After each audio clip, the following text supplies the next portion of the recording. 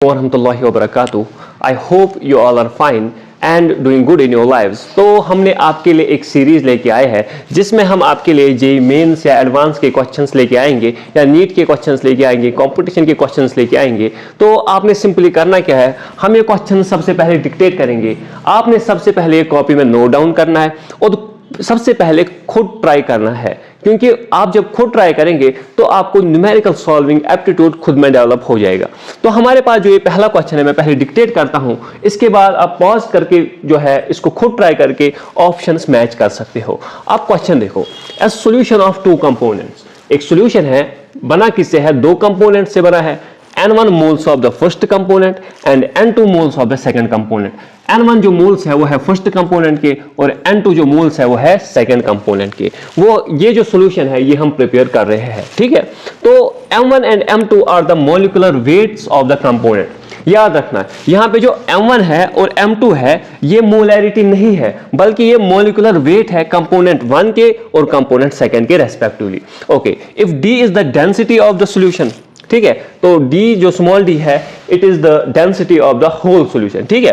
तो C2 is the molarity. Okay, C2 अब जो मोलैरिटी है उसको किससे डिनोट करते हैं, हम C2 से डिनोट करेंगे, ठीक है। Okay, and Chi2 mole fraction denoted by mole fraction, that is mole fraction of the second component। okay, Chi2 जो है that is the mole fraction of second component, ये याद रखना। और ढूंढना क्या है हमें, then C2 can be expressed as। तो हमें ढूंढना है इसमें मोलैरिटी, इस सॉल्यूशन की जो मोलैरिटी होगी वो हमें ढूंढनी है, ठीक है। तो इसके बाद आप खुद पहले ट्राई करो, मैं साइड में रह के आप पहले इसका स्क्रीनशॉट लो, तो खुद ट्राई करो, हम आपका इसके बाद रब करके इसका सॉल्यूशन भी प्रोवाइड करेंगे। ऐसे रहेगा कि A solution of two components, ठीक है। वही क्वेश्चन है कि दो कंपोनेंट है हमारे पास, कंपोनेंट 1 एंड कंपोनेंट 2। कंपोनेंट 2, दो कंपोनेंट्स है, एक सॉल्यूशन के दो कंपोनेंट्स है। ओके, इसके N1 मोल्स है, इसके N2 मोल्स है। इसका जो मोलर मास है दैट इज M1, इसका जो मोलर मास है दैट इज M2, ये याद रख लेना, ठीक है। तो इसके बाद क्वेश्चन कह रहा है कि N1 and M2 are the moles of the components, molecular weights of the components respectively। okay, इसकी जो डेंसिटी है, डेंसिटी भी दी है, डेंसिटी इसकी डी है, ठीक है। तो ढूंढना क्या है, सबसे पहले हमें देखना होता है क्वेश्चन में कि ढूंढना क्या है। इसमें जो ढूंढना है दैट इज मोलैरिटी, हमें C2 ढूंढना है, molarity with respect to the solute, क्योंकि मोलैरिटी की हम बात करते हैं विद रेस्पेक्ट टू सोल्यूट। यहां पे अगर मोलैरिटी सेकंड की दी है, इसका मतलब जो कंपोनेंट सेकंड हुआ होगा वही सोल्यूट होगा, ठीक है। तो इसका मतलब जो C2 होगा that would be equal to the number of moles of second component divided by volume of solution. You know, जो मोलैरिटी की यही फॉर्मूला रहती है, number of moles divide by volume of solution. अगर ये वॉल्यूम ऑफ सॉल्यूशन ml में हुआ तो इसको मल्टीप्लाई करना है with 1000, you know that thing. अब हमें देखो, नंबर ऑफ मोल्स तो N2 ही होंगे, लेकिन अब ढूंढना क्या है, हमें वॉल्यूम ऑफ सॉल्यूशन ढूंढना है। वॉल्यूम ऑफ सॉल्यूशन कितना होगा, और अगर आपको याद होगा इसमें हमें डेंसिटी दी है। डेंसिटी का मतलब होता है मास of solution divided by volume of solution.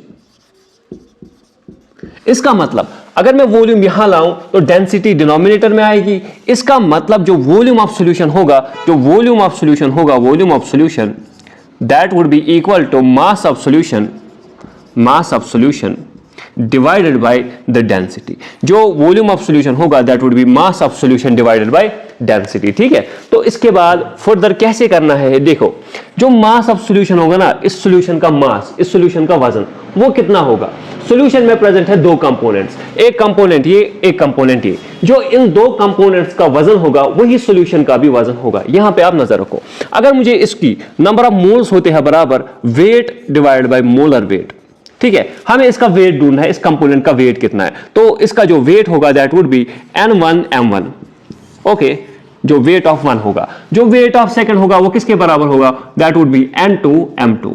अब N1 M1 जो है वेट है फर्स्ट कंपोनेंट का, N2 M2 जो वेट है that is weight of second component. और अब हमें ढूंढना क्या है, टोटल वेट ढूंढना है। जो टोटल वेट होगा, मास ऑफ सॉल्यूशन जो होगा that would B N1 M1 plus N2 M2 divided by volume of solution. अगर हमें ढूंढना है तो मास of solution divided by density, जिसको हम डी से लिखते हैं।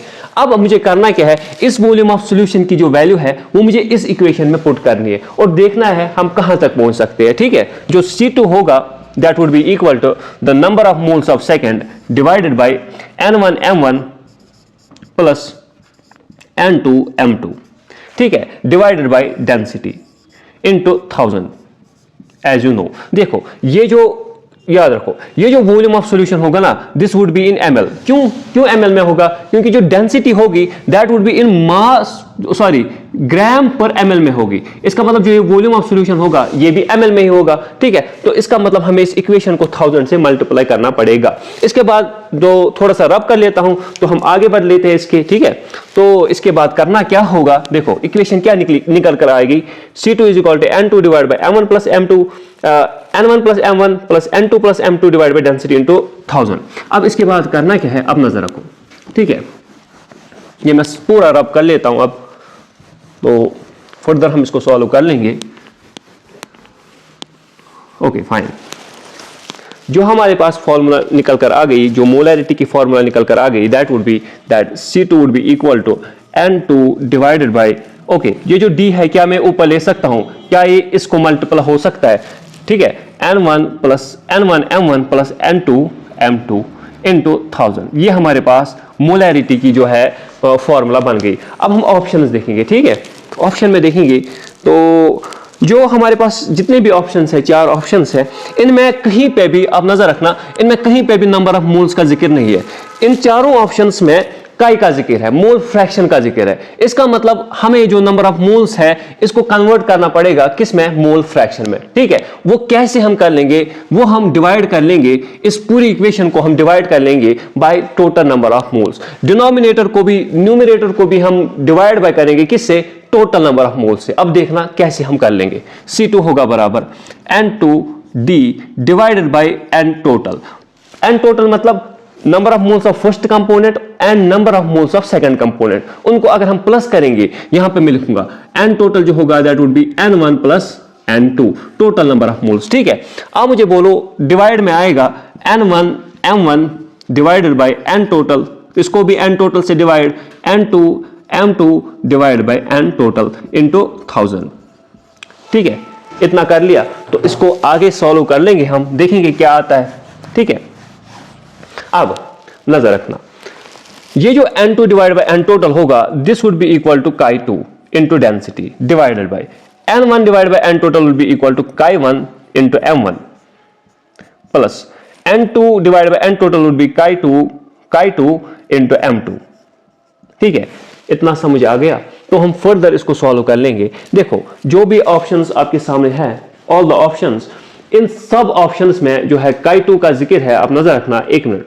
ठीक है, तो इनका जो इस ऑप्शन में जिक्र है दैट इज ऑफ chi2। ठीक है, chi2 का जिक्र है इन सारे ऑप्शंस में, chi1 का कहीं पे भी जिक्र नहीं है। इसका मतलब हमें जो chi1 है इसको पहले चेंज करना पड़ेगा किसमें, chi2 में। ठीक है, नजर रखना कैसे हम चेंज कर सकते हैं। आपको पता है chi1 mole fraction of 1 plus mole fraction of second is equal to 1। अगर हमें chi1 को चेंज करना पड़ेगा chi2 में, इसका मतलब 1 माइनस chi2 इसका आंसर आएगा। तो हम 1 माइनस chi2, chi1 की जगह 1 माइनस chi2 पुट करेंगे और देखेंगे हम कहां तक पहुंच सकते हैं। Is equal to C2 is equal to chi2D divided by chi1 की जगह क्या, 1 minus chi2 into M1 plus chi2 M2। ये आप ऐसे रखोगे तो इसको हम रब कर लेते हैं, इसके बाद हम देख लेते हैं क्या होगा। ठीक है, ओके फाइन।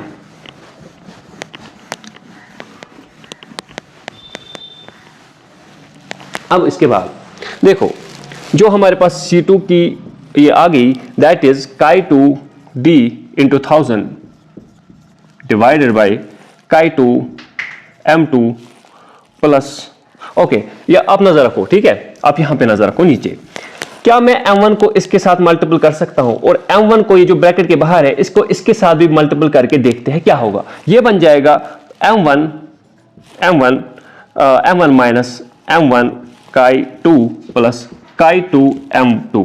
ठीक है, ये हमारे पास इक्वेशन निकल कर आ गई। अब इसको फर्दर सॉल्व करते हैं तो chi2 होगा बराबर chi ऊपर chi2 है। ठीक है, chi2D इंटू 1000 डिवाइडेड बाय, देखो M1 ऐसे ही m1 ऐसे ही। क्या इन दोनों में से कुछ कॉमन निकल सकता है? हाँ, chi2 कॉमन निकल सकता है। आप नजर रखना, क्या मैं इस इक्वेशन को ऐसे लिख सकता हूं m1 plus chi2 m2 minus chi2 m1? क्या मैं ऐसे लिख सकता हूं? जी हाँ, लिख सकता हूं। ठीक है, मैंने सिंपली इसको रीअरेंज किया। अब इसके बाद करना क्या है, क्या इन दोनों में से कुछ कॉमन निकल सकता है? हाँ, निकल सकता है। तो chi2d into 1000 divided by m1 plus, इन दोनों में से क्या कॉमन निकलेगा? chi2 निकलेगा और ब्रैकेट में क्या रहेगा? m2 minus m1। आप देखो ऑप्शन से मैच करो कौन सा ऑप्शन ये करेक्ट है। तो इसका जो आंसर होगा, जो इसकी मोलैरिटी होगी इस सॉल्यूशन की, that would B chi2d into 1000 divide by m1 plus chi2 bracket में m2 माइनस m2। तो आप ये मैच कर लेना। इसके बाद हम दूसरे क्वेश्चन पे आते हैं। मैं वो क्वेश्चन पहले ही लिख के रखता हूं in order to save the time. तो हमारे पास जो आज का क्वेश्चन है, क्वेश्चन नंबर 2, ये भी जेईई मेंस 2020 में ही पूछा था। तो क्वेश्चन क्या कह रहा है कि the average molar mass of the chlorine is 35.5 grams per मोल। मतलब जो क्लोरीन का एवरेज मोलर मास है that is 35.5 grams per mole. The ratio of chlorine 35 to chlorine 37 in naturally occurring chlorine is close to. देखो, क्लोरीन के यहां पे दो आइसोटोप्स, क्लोरीन 35 और क्लोरीन 37। तो इनका जो एवरेज मॉलिक्यूलर मास है दैट इज 35.5 ग्राम्स पर मोल। और हमें ढूंढना क्या है? हमें इन दोनों के बीच में रेशियो ढूंढना है।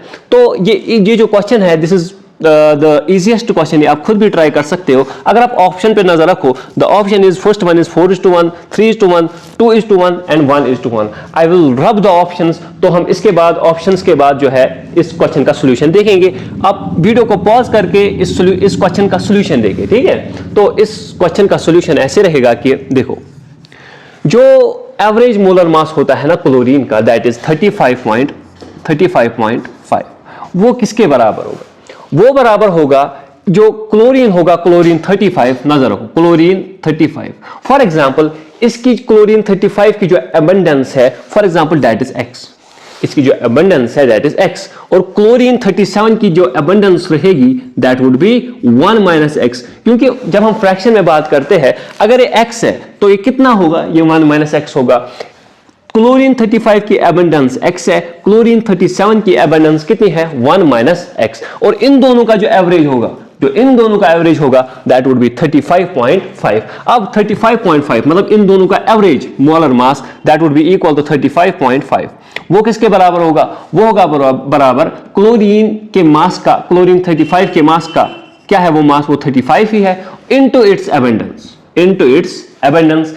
क्लोरीन 35 की एबंडेंस क्या है? x है, और इसको प्लस करना होगा क्लोरीन 37 का molar mass that is 37 into its abundance, into its chlorine 37 की एबंडेंस क्या है? That is 1 minus x। ये आप नजर रखोगे। यहां से अगर हम ये इक्वेशन को सॉल्व करें तो हमें x की वैल्यू मिल सकती है। अब नजर रखो कैसे, 35.5 वो रहेगा बराबर 35x प्लस 37 माइनस 37x। ठीक है, तो क्या करेंगे हम? इस 37 को यहां के पे ट्रांसपोज करेंगे तो क्या बनेगा? 35.5 माइनस 37 तो क्या आएगा? माइनस 1.5 आएगा। ठीक है, और यहां पे 35x माइनस 37x आएगा 2x। और ठीक है ना, आप खुद भी ये करो, सिंपल मैथमेटिक्स है। ठीक है, तो x की जो वैल्यू आएगी दैट वुड बी माइनस, और यहां पे भी माइनस आएगा। ठीक है, क्योंकि 35x माइनस 37x साइन तो बड़े की ही रहेगी, तो यहां पे भी माइनस आएगा। तो यहां पे ये माइनस और ये माइनस कैंसल आउट हो जाएगा। तो x की जो वैल्यू आएगी दैट वुड बी 1.5/2।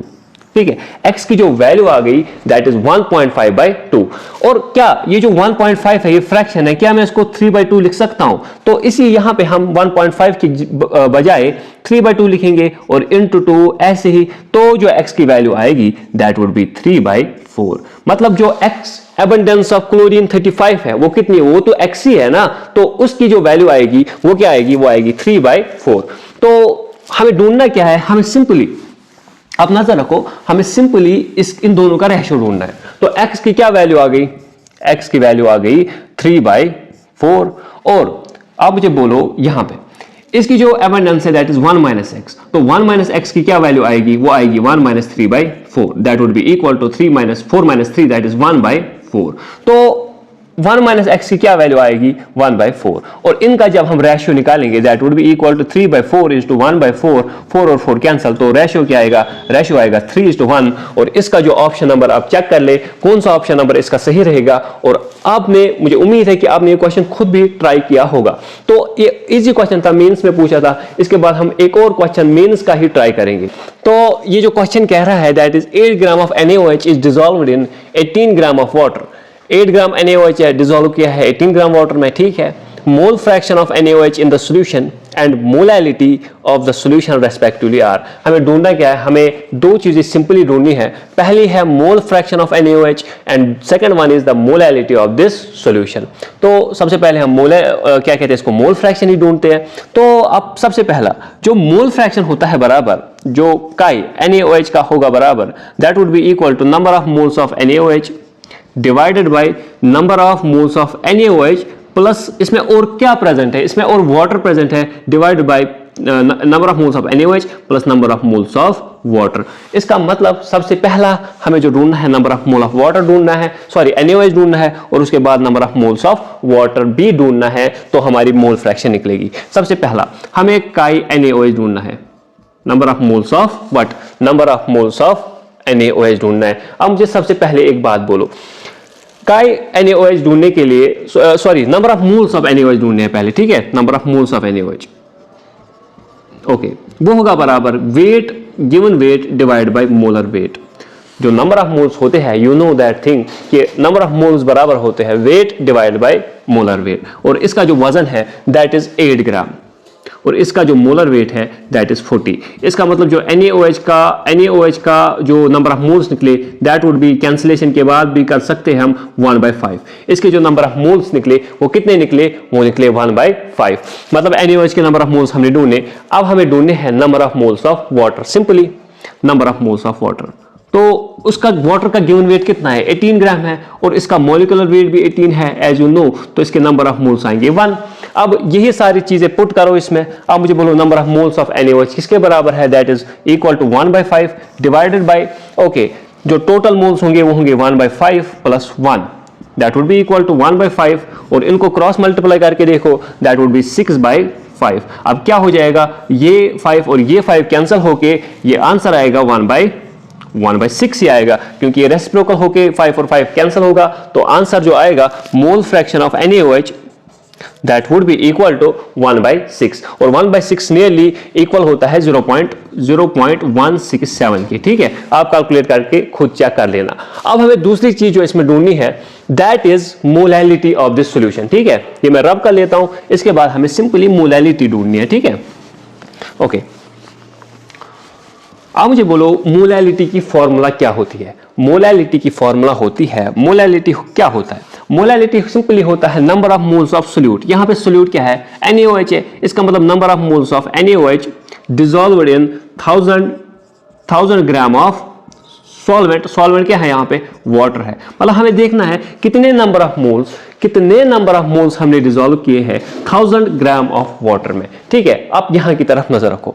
अब मुझे बोलो 18 ग्राम वाटर में कितने ग्राम्स NaOH के हैं। हम ऐसे करेंगे ठीक है 18 ग्राम वाटर में कितने ग्राम्स NaOH के हैं 8 ग्राम है 8 ग्राम NaOH है ओके।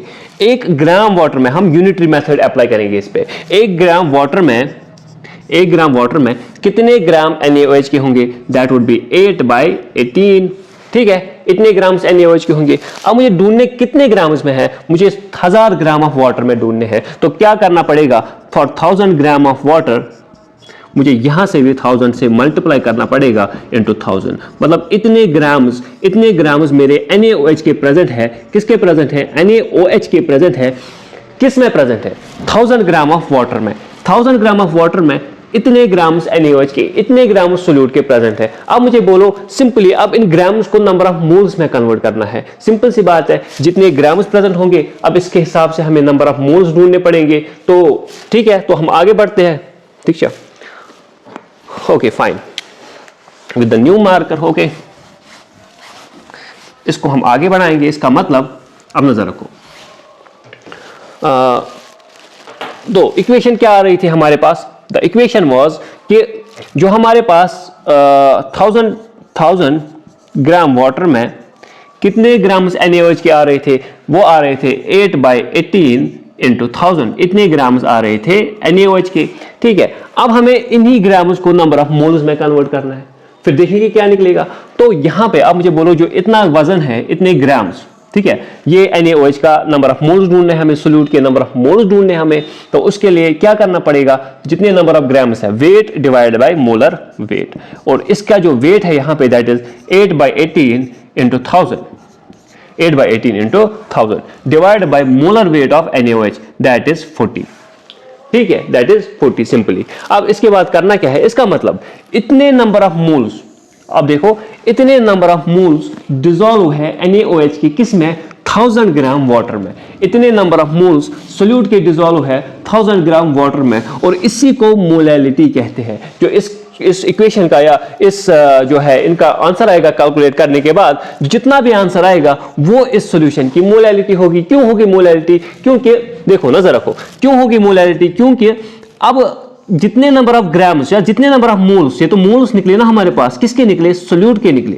अब इतने number of moles of solute present है 1000 ग्राम वाटर में, तो वही तो मोलैलिटी होती है। तो इसके बाद मुझे उम्मीद है कि आपको क्वेश्चन समझ आया होगा। इसके बाद हम फर्दर एक और क्वेश्चन पे आते हैं, तो मैं रब कर लेता हूं। इसके बाद हम जी मेंस का ही एक और क्वेश्चन कर लेते हैं।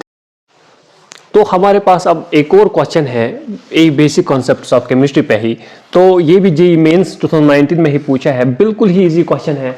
तो लेकिन जितने हमें क्वेश्चंस इजी आते रहेंगे तो वो भी हम करते रहेंगे, एडवांस लेवल के क्वेश्चंस आते रहेंगे वो भी हम करते रहेंगे। हमारी एक सीक्वेंस है, तो हम उसी सीक्वेंस को फॉलो करेंगे। ठीक है, तो क्वेश्चन ये आप खुद भी कर सकते हो that the amount of sugar हमारे पास ये है, ठीक है, C12H22O11, ठीक है, required to prepare 2 litre of its 0.1 molar aqueous solution is. हमें ढूंढना है अमाउंट, हमें ढूंढना है मास जो इस शुगर का लगेगा किस में, 2 लीटर ऑफ 0.1 मोलर सॉल्यूशन बनाने में। ठीक है, अब मुझे बोलो जो मोलैरिटी होती है वो किसके बराबर होती है, that is number of moles of, यहां पे जो सोल्यूट है that is sugar, number of moles of sugar divided by what, the volume of solution in liters। अब मुझे बोलो जो मोलैरिटी की वैल्यू है यहाँ पे वो कितनी है, वो 0.1 है, तो वो होगा बराबर number of moles of that sugar divide by volume कितना है इसका, 2 लीटर है, 2 लीटर है। दैट मीन्स अगर हमें number of moles of sugar ढूंढने होंगे तो करना क्या होगा, हमें सिंपली 0.1 इंटू में 2 करना होगा। इसका मतलब 0.2 मोल्स किसके आएंगे, इस शुगर के कितने मोल्स आएंगे, 0.2 मोल्स आएंगे। नाउ यू नो जो नंबर ऑफ मोल्स होता है वो होता है बराबर weight by molar weight, weight by molar weight, और वेट बाय मोलर वेट किसके बराबर होगा, weight of sugar divide by molar weight of sugar, वो होगा बराबर 0.2 के।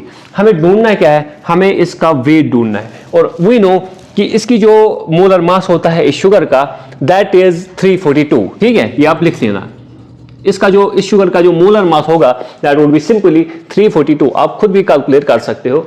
ठीक है, तो इसके बाद होगा क्या कि जो मोलर मास होगा इसके बजाय मैं लिख सकता हूं 342। ओके, अब वेट तो इजीली निकलेगा, वेट होगा बराबर, यहां पे लिख लेते हैं, वेट होगा बराबर 0.2 इंटू 342। अब देखो इन दोनों को मल्टीप्लाई करो, जो आंसर आएगा that would be the answer of this question. इसके बाद हम और क्वेश्चंस लेके आएंगे नेक्स्ट लेक्चर में इंशाल्लाह, तो तब तक बने रहे और आप इन क्वेश्चंस को ट्राई करें। Thank you.